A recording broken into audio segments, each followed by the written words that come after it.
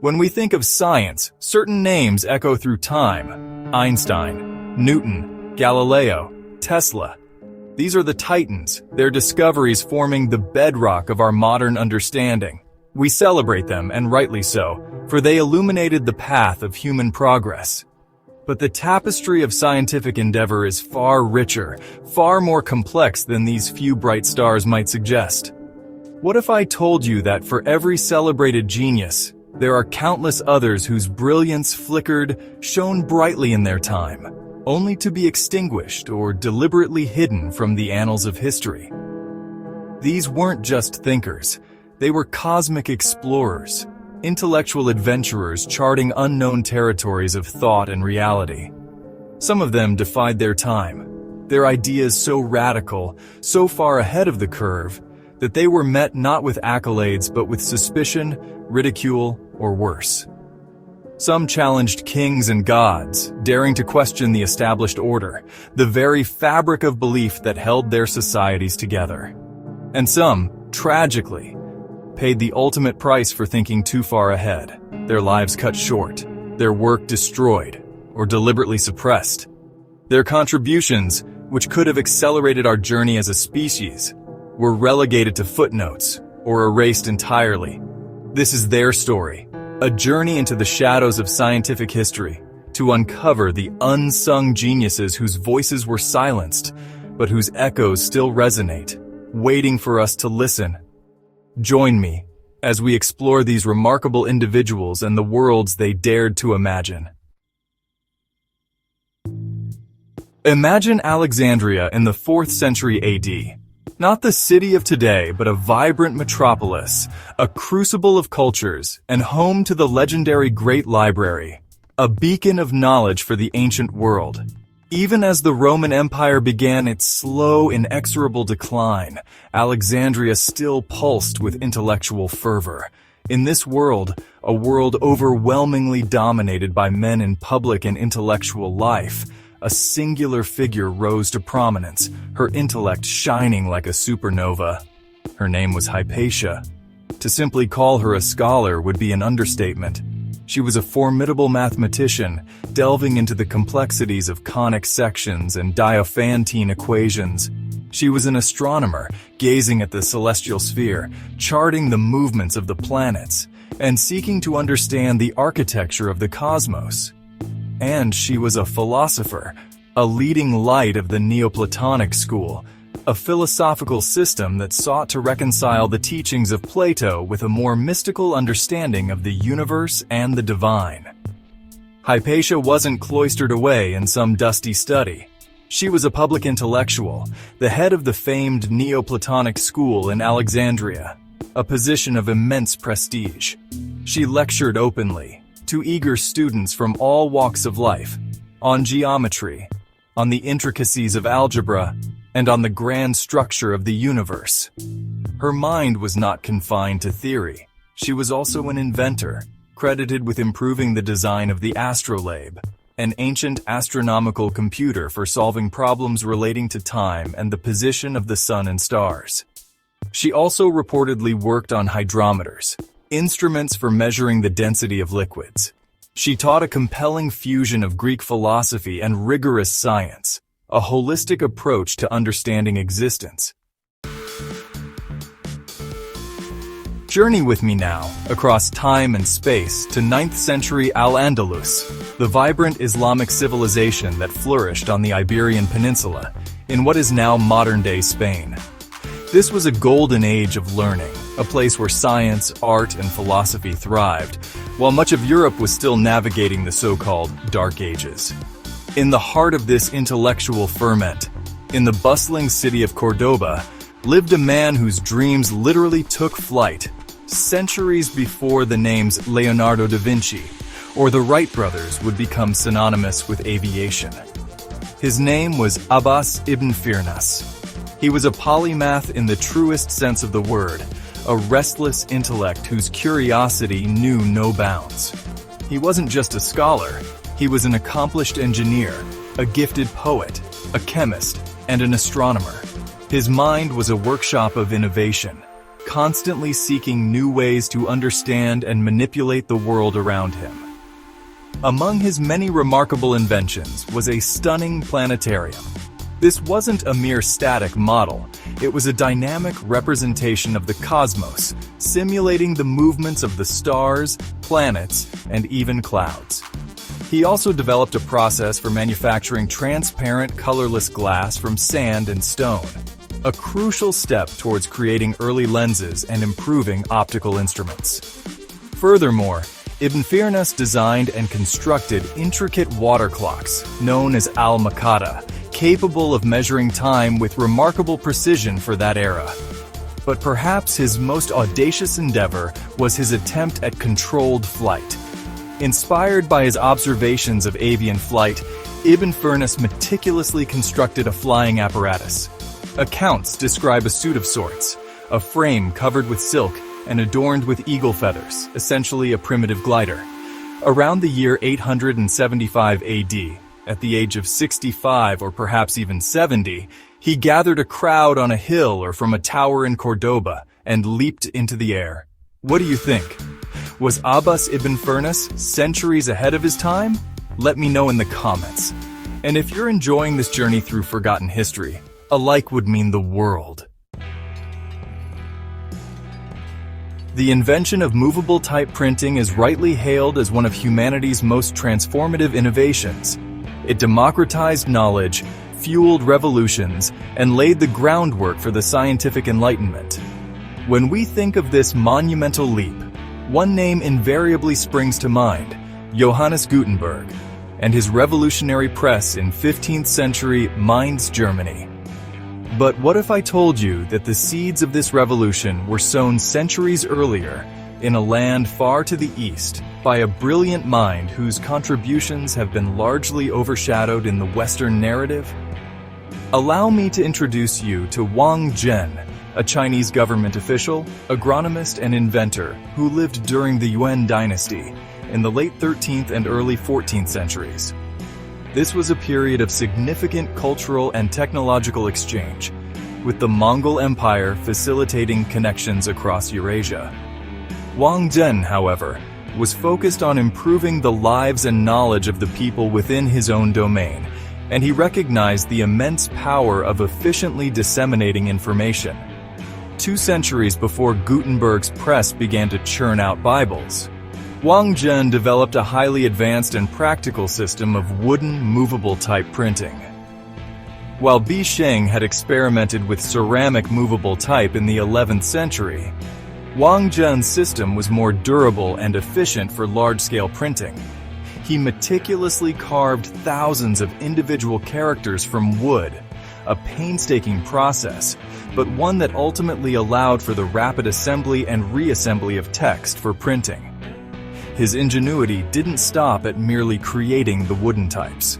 Wang Zhen also designed and implemented a sophisticated system of revolving typecase tables. Imagine circular, rotating racks, meticulously organized with compartments for each character, allowing typesetters to quickly and easily locate the specific characters they needed. This innovation dramatically improved the speed, precision, and overall workflow of the printing process, making it far more practical than earlier, more cumbersome methods. It was a marvel of engineering and organization. The mid-20th century was an electrifying time for biology. The very essence of life, the blueprint of heredity, was a tantalizing mystery, and the race to uncover the structure of deoxyribonucleic acid DNA was on. It was a scientific quest of epic proportions, attracting some of the brightest minds of the era. The names James Watson and Francis Crick are now legendary, forever linked with the discovery of the DNA double helix, a breakthrough that revolutionized biology and medicine. But their celebrated unveiling hid a more complex, and in many ways, a more poignant story of contribution and oversight. At the heart of this story, and indeed at the heart of the discovery itself, was a brilliant and meticulous scientist named Rosalind Franklin. Working at King's College London in the early 1950s, Franklin was a pioneer in X-ray crystallography, a technique that uses X-ray diffraction patterns to deduce the three-dimensional structure of molecules. She applied this demanding technique to DNA fibers, painstakingly refining her methods to capture images of unprecedented clarity. Her dedication to experimental rigor was legendary, as was her sharp intellect. Through her meticulous work, Franklin, along with her graduate student Raymond Gosling, produced a series of X-ray diffraction images of DNA that were nothing short of groundbreaking. Among these, one image in particular stands out: the iconic Photo 51. Taken in May 1952, this photograph provided the clearest evidence yet of DNA's helical structure. The distinct X-shaped pattern in the image was a telltale sign of a helix, and the spacing of the spots allowed for crucial calculations about its dimensions. It was, quite simply, the key. The story takes a controversial turn here. Step into the salons of 18th century France, the epicenter of the Enlightenment. Here, amidst witty philosophical debates, poetic recitations, and the rustle of silk, intellectual discourse flourished. It was a world brimming with revolutionary ideas, yet still largely a man's world when it came to the rigorous pursuit of science and mathematics. But within this vibrant, male-dominated arena, one woman stood out, a dazzling intellect whose contributions would profoundly shape the understanding of physics across Europe. Gabrielle Émilie Le Tonnelier de Breteuil, Marquise du Châtelet. Émilie du Châtelet was not merely a participant in these salons. She was a formidable force of nature in her own right. A brilliant physicist, mathematician, and author, she possessed an insatiable curiosity and a mind capable of grasping the most complex scientific theories of her day. She was fluent in multiple languages, deeply versed in philosophy, and possessed a particular passion for the groundbreaking work of Sir Isaac Newton, whose ideas were still relatively new and not fully understood or accepted on the continent. Her most enduring legacy, and a monumental intellectual achievement, is her definitive French translation of Newton's Principia Mathematica. This wasn't just a straightforward translation. Du Châtelet added extensive commentaries, derivations, and clarifications. She explained Newton's complex geometric proofs in the more familiar language of calculus, making his revolutionary work on classical mechanics and universal gravitation accessible to a much wider French and European audience. Her translation, published posthumously in 1759, remains the standard French version to this day. But Émilie du Châtelet was far more than a translator, however brilliant. She was an original scientific thinker. In her work Institutions de Physique, Foundations of Physics, she attempted to reconcile Newtonian physics with the metaphysical ideas of Leibniz. More remarkably, she explored the nature of energy, proposing that the energy of a moving object is proportional not to its velocity, as Newton had implied in some contexts, but to the square of its velocity, emv2. Let us now transport ourselves to the Indian subcontinent, a land of ancient civilizations, profound philosophies, and a rich, often underappreciated scientific heritage. For millennia, long before the European Renaissance, thinkers and scholars in Jambudvipa, the ancient Sanskrit name for the region, were making extraordinary advancements in mathematics, astronomy, medicine, and metallurgy.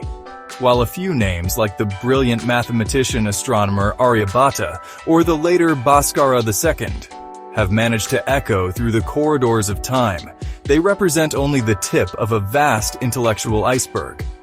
Countless other brilliant minds from ancient and medieval India remain largely unrecognized by the wider world, their contributions lost, fragmented, or obscured by the veils of history. These weren't just mystics or philosophers in the abstract sense. They were keen observers of the natural world, systematic investigators who developed sophisticated methodologies and made discoveries that were, in many cases, centuries ahead of their Western counterparts. Their intellectual landscape was vibrant and diverse. Consider their mathematical prowess.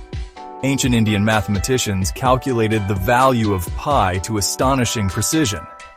Aryabhata, in the 5th century CE, calculated it as 3.1416. They developed the concept of zero not just as a placeholder, but as a number in its own right. A cornerstone of the decimal system that the world uses today, transmitted to the West via Arab scholars. They explored concepts like trigonometry, algebra, and even rudimentary calculus, laying foundational work that would later be built upon by others. In the realm of astronomy, these scholars achieved remarkable insights. They understood that the Earth was a sphere and that it rotated on its axis, leading to the daily cycle of day and night, a concept not universally accepted in Europe for many centuries later. They meticulously charted planetary orbits, developed sophisticated calendars, and accurately predicted solar and lunar eclipses. Some texts, like the Surya Siddhanta, contain surprisingly accurate estimations of planetary diameters and distances. Centuries before Copernicus proposed his heliocentric model of the solar system, some Indian astronomers like Aryabhata had already theorized that the Earth revolved around the Sun and that the stars were fixed in place. The mid-20th century witnessed one of humanity's most audacious endeavors, the space race. The Cold War rivalry between the United States and the Soviet Union fueled a technological sprint towards the heavens, culminating in missions that once seemed the stuff of science fiction. We often picture rockets, astronauts, and mission control rooms filled with anxious engineers. But the success of these monumental undertakings didn't just rely on powerful engines and brave explorers. It was fundamentally dependent on mathematics, on calculations of unimaginable complexity. And one of the most brilliant minds behind those critical calculations belonged to Katherine Johnson, an African-American mathematician whose genius was, for too long, an unsung cornerstone of NASA's greatest triumphs. In an era defined by both the dawn of the space age and the harsh realities of racial segregation and gender discrimination, Katherine Johnson and her colleagues, often referred to as human computers, performed the intricate mathematical work that was essential for launching astronauts into orbit and bringing them safely home. Working at the Langley Research Center for NACA, the predecessor to NASA and then for NASA itself, Johnson's tasks were anything but routine. She calculated orbital mechanics, launch windows, emergency return paths, and rendezvous trajectories for spacecraft. Her work was critical for Project Mercury, America's first human spaceflight program.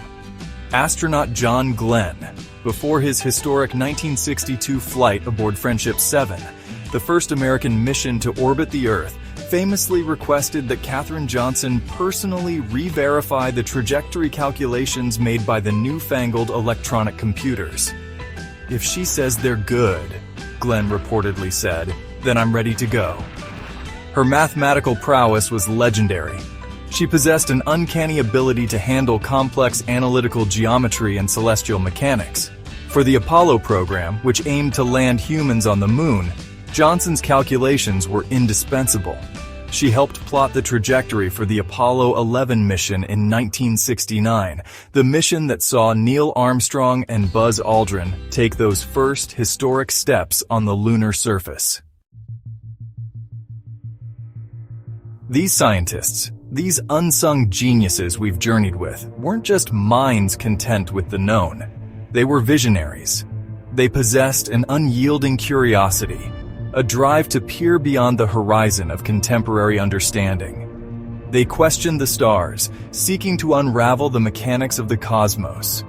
They questioned the soul, or at least the nature of life and consciousness, through philosophy and early scientific inquiry. And they questioned the very structure of reality, from the smallest particles to the grandest universal designs. They were, in so many ways, centuries ahead of their time, their insights like distant stars whose light takes eons to reach us. And for this prescience, for this courage to think differently, many paid a heavy price. Ridicule, obscurity, persecution, or even death.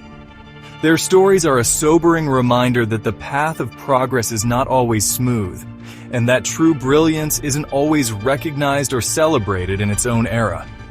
But now we remember.